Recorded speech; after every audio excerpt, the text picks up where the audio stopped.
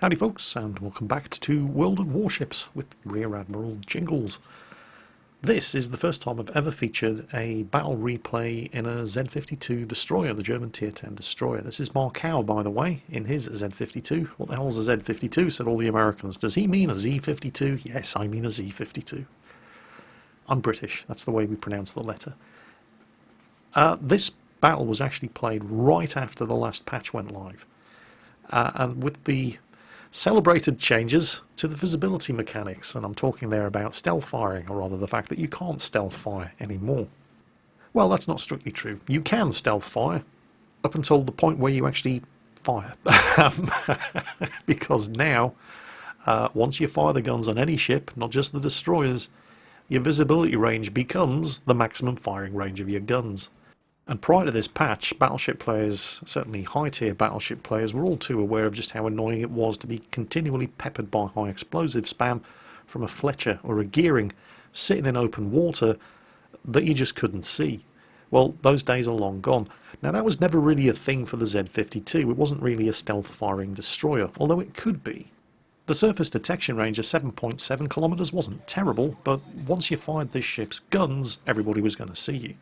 And so in order to make the Z-52 a stealth fire ship, you used to have to invest in the concealment system modification, gun fire control system mod 2, as well as the advanced firing training skill. And with that, you can have the guns on this ship firing out to a range, wait for it, 16.8 kilometers. Yeah, that's on a destroyer. Yes, it is ridiculous.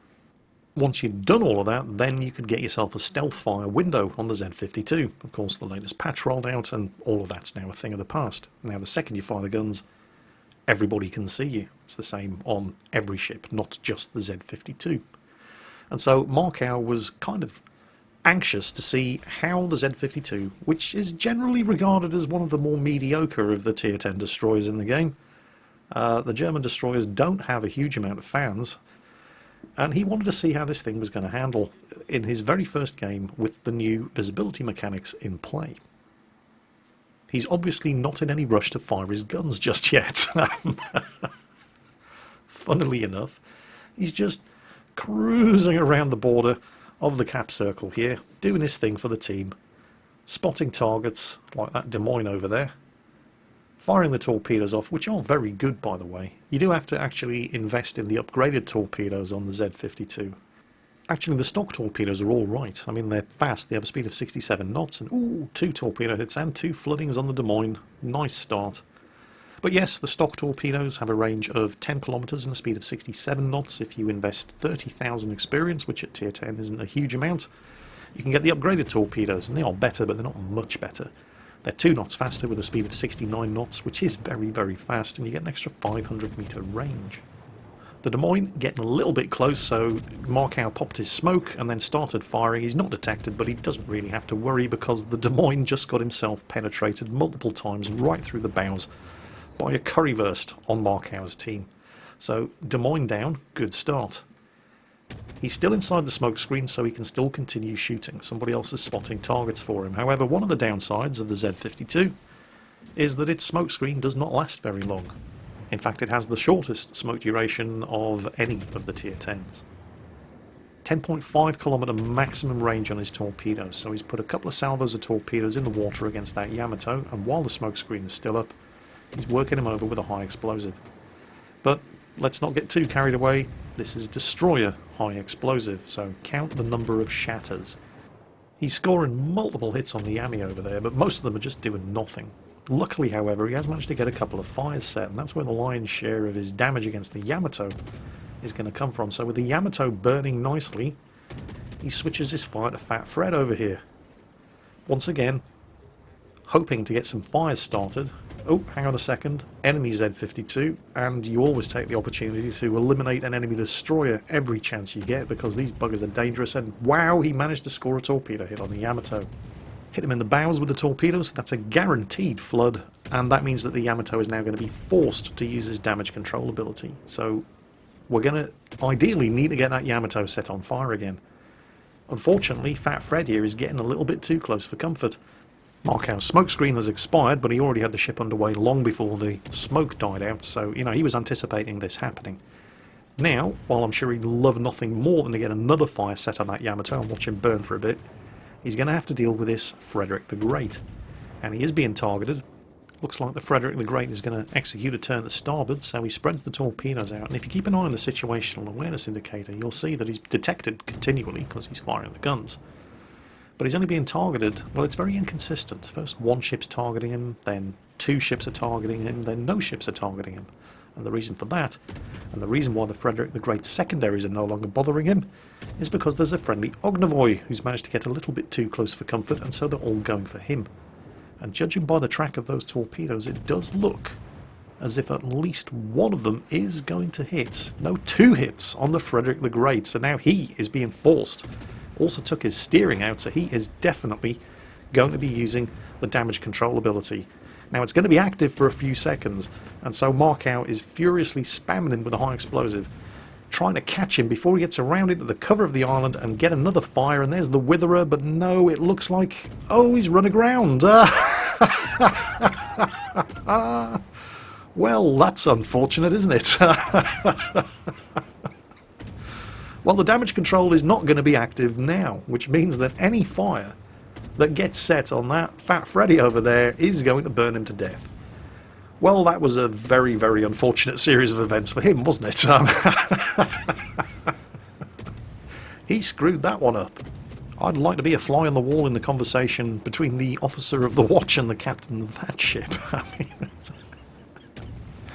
Herr Officer of the Watch, why did we run into an island? My apologies, Herr Captain, but there were no islands marked on our charts.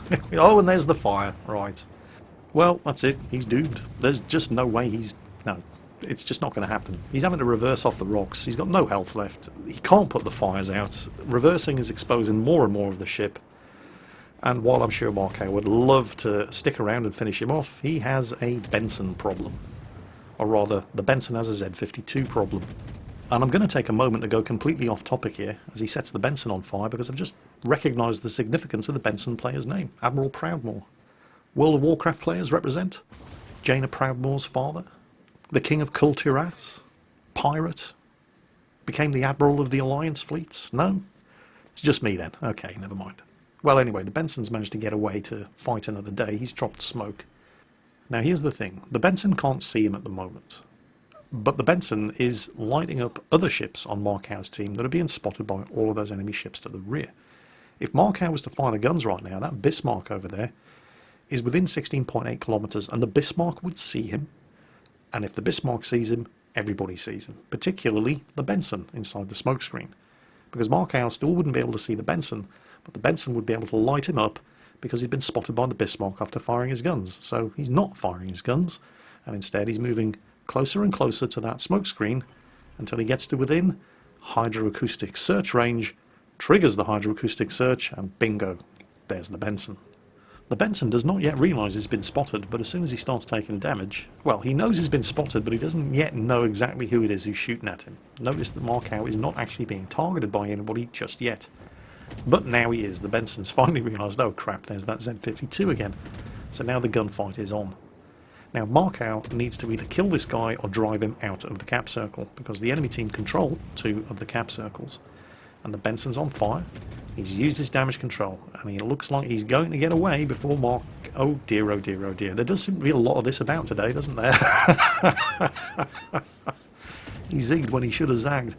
And that's going to give MarKaew the opportunity that he needed. There's a second fire. The Benson is done. He's used his damage control. He cannot put the fire out. The Benson is dead. MarKaw's popped his smoke. Remember, it doesn't last too long, and now he's sitting inside the cap circle and he's taking it from the enemy. There are no other enemy ships inside the cap. But that currywurst over there is uncomfortably close, and it has an absolutely devastating array of secondary batteries. And remember, the Z52 smokescreen does not last very long, so MarKaw's not hanging around. He's put two spreads of torpedoes in the water, one against the Yamato and one against the currywurst. And he's no longer firing the guns, so he can exit the smokescreen without any fear of being detected, providing he keeps those guys at least 7.5 kilometres away from him. And 8 kilometres or more is a nice, healthy distance to keep. And he does get 2 torpedo hits against the Yamato.